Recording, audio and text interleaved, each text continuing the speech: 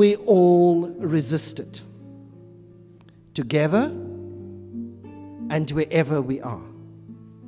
So the theme running through what's happening this evening and what will be happening next weekend on the university campus, the Jazz Festival next Friday, and the films and the other events next Saturday, is about imagining what it could be like if we all resisted in our own spaces around issues that we believe should be resisted. And for each one of us, it might be a different thing. But we live in a country and we live in a context and in a world of great inequality. We live in a world where power dominates. We live in a world where the structures of our society are often meant to serve the needs and the wishes and the will of elites. And in those contexts, many people find their dignity being trampled upon. And it is in those moments that each one of us, wherever we are placed, in whatever situation we find ourselves in, if our dignity is trampled upon, we resist. This show, Unsettled 100 Years War of Resistance by Xhosa against Boer and British, is really about memory, about recollecting that this extraordinary event took place in this country where South Africans resisted colonial domination and dispossession for 100 years. It's an awesome, awesome fact. And it's one that escapes most of us. It escaped me, and I have a fairly good interest in history. I kind of was vaguely aware of it, but the enormity of it never ever hadn't sunk in until I had a conversation in an exhibition opening like this, which happened coincidentally, very interestingly, to have been happening in Berlin. And if you know, us resistors know that Berlin was the place in which Africa was divided amongst European countries.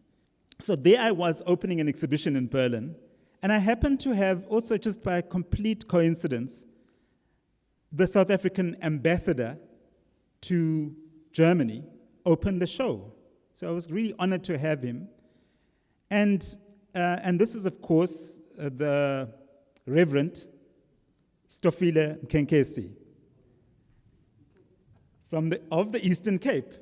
And he spoke so authoritatively and so with such insight about the historical aspects of my work that and then I started to chat and I said to him, I said, Reverend, I'm ambassador. I think I called him then, he was ambassador.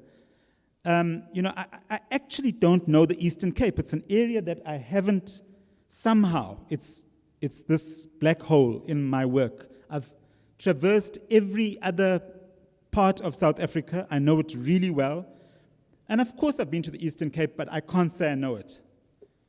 And he began to tell me a little bit about this aspect of it. And I was like, why don't I know this? And when I came back to South Africa, this idea had taken hold in me, and I started chatting to my peers and my colleagues and friends, and I realized that most of them were just as vague as I was, and ignorant, quite frankly, as ignorant as I was. And that not just the ignorance, but I started asking, why is it that we know as little as we do about this extraordinary episode in our history?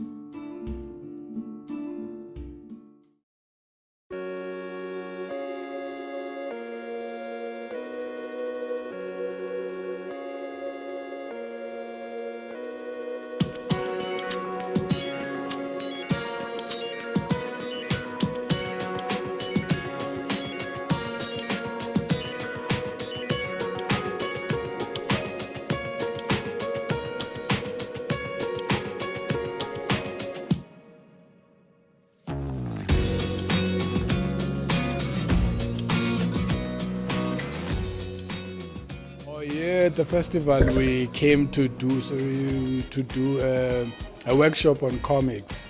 We're trying to kind of like do something that has to do with history and bring in visual art just to spice up the thing, because sometimes history for kids becomes a total different thing. So we mixed the history and comics, so they had to tell their story, and then we taught them how to develop characters. So out of that, that's what we kind of did, and amazing work came out of that. What I would like to achieve, as a visual artist, first of all, is I'm always asking myself, what is the role of visual art in society? So for me being here, and working with people that don't even have a background in visual art, kind of answered to me that question, and I hope, I would get more time to work with those kids, because the beautiful stories that came out of that, and by doing that, hopefully they would understand the role, because some people don't understand visual art and its role, So what we are doing here, working with kids who don't have a background of art, it kind of really adds into that, and people understanding what is the purpose of visual art. You could see the stories that came out of those kids, the images as well, because I believe everyone is an artist, but we grow to forget that, So for me being here and working with these kids, I wish I could work with them more, so that maybe some of them can grow up and become visual artists.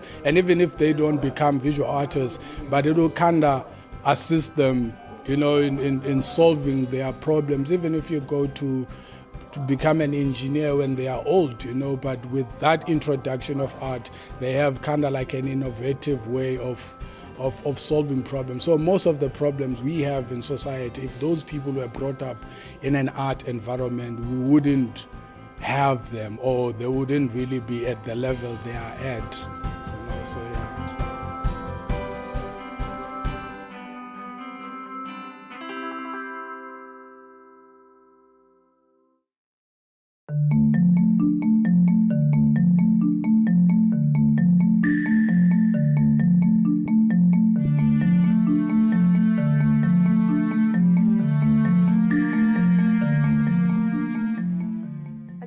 To come upon this film festival, seeing the activity going around and outside, and I decided to come in here and see this movie, The Shawbreak. I feel like the movie in itself and the issue being documented is something that we can all relate to, especially right now with the Fees Must Fall campaign going on. You can see that even when a community rejects certain developments that are imposed on them by people who are not even part of the community, they can still be betrayed by their leaders and sell them out to the government and to the developing company. I think it was LEM or something, the company's name was in the movie. And it sort of creates a sense of powerlessness for people that do not have the necessary power and resources to present themselves to these broader structures. Because as much as you can try to submit documents and to rally together for support and to protest, it doesn't really go anywhere, because there's always the power that they have and use to oppress that movement against them.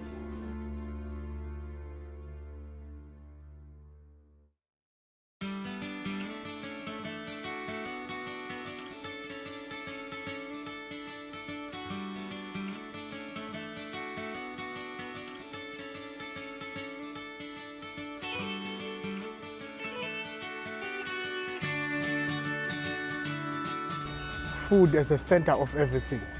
When we are happy, there is always common denominator, there is common thing. But food is not just something that fills our stomach.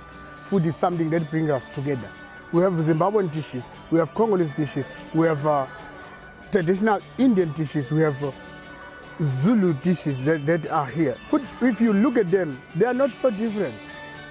And this is not taken from these multinational big shop. It's from our own yards, from our own homes, from our own kraals and lakes and sea, of which is now being taken away and being commoditized by some other big companies, of which then now it breaks that that independence that we used to have. Now we are depending in the big shops.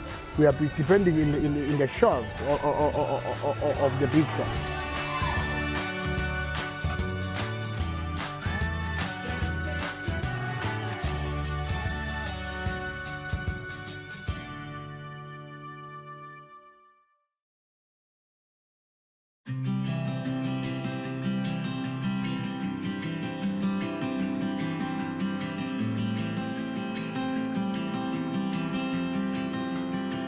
So just to give a breakdown of what Fees Must Fall means to me and hopefully to the rest of the students that are here, is that the Fees Must Fall movement is a movement which seeks to resist the commodification of a basic right, an inherent right, one which is compulsory, and that is education.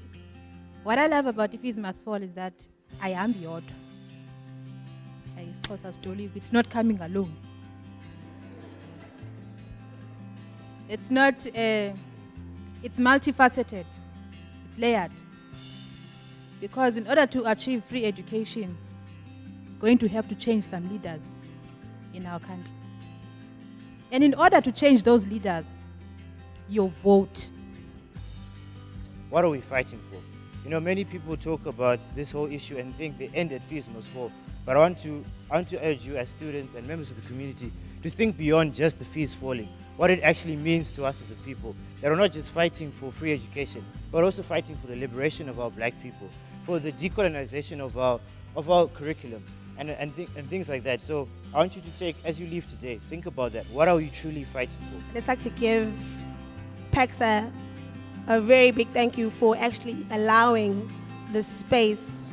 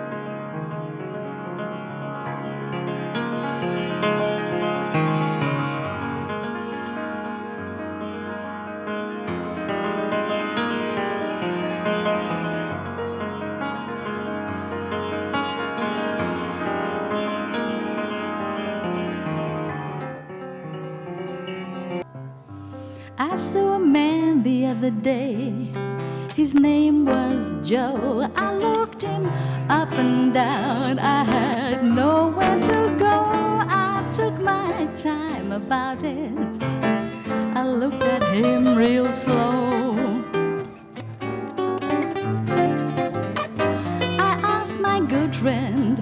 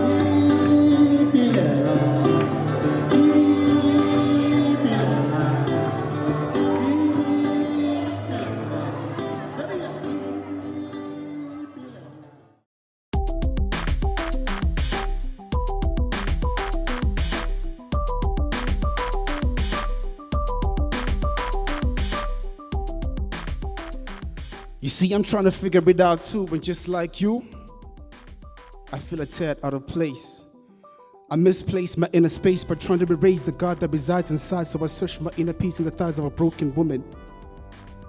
She stroked my mind with a poisonous touch and some, please don't rush. Just take it easy, caress me, instead of wanting to tear me apart. I'll place my heart in your hands, don't follow the trends. Just remain that branded MC and a stranded microphone. They don't know free. Continue as you are and speak on a different tone, for you see, Osiris, this is your time to atone. For this prophecy was written on stone, and Jabba would agree that you're a hybrid but a pedigree. I mean, at times you need to lose yourself to find your wealth. Write your worth on the celestials and leave the human beings to conversate whilst you constellate from different galaxies. They told me it's late. How can there be when I haven't spoken yet?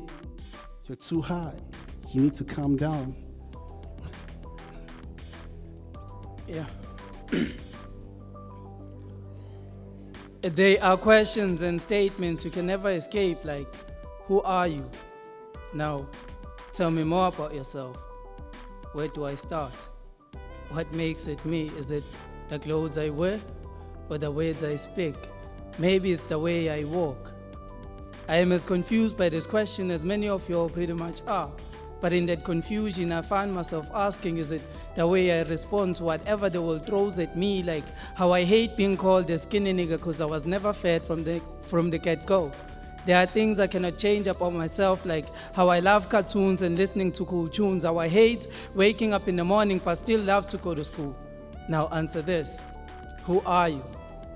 I am the choices I make and choose to stick with. The clothes I wear are part of the choices I make. The words I speak are the response to whatever the world throws at me. I am the brain and every thought counts. See, sometimes I let my heart do the thinking, not that I mind, but the path it takes is dark and dangerous, yet the feeling is so great. Does that make me unhuman-like? Each and every day marks a second chance. So if you tried doing something today and it failed, try doing it again tomorrow, but in a different way. But this time, let your heart shout, I can. I have longed for unity. So much that each and every time I look at myself in the mirror, I pose the same question twice to myself. I ask, what needs to be done? What can I do? What we need to understand is that we're the rightful heirs to the liberation of this country. We need to teach and preach the word called unity. We need to mobilize the weak. We need to speak in one voice as a nation because we've come too far as a country. Let me take you back. Remember the blood that was shed years ago. Remember the cries and screams of young people. Remember the sounds of those merciless bullet machines as bullets pierced young innocent skin so that I could stand in front of you today freely. Because let's be honest, if those people did not unite and fight the injustices of this country, we wouldn't be here.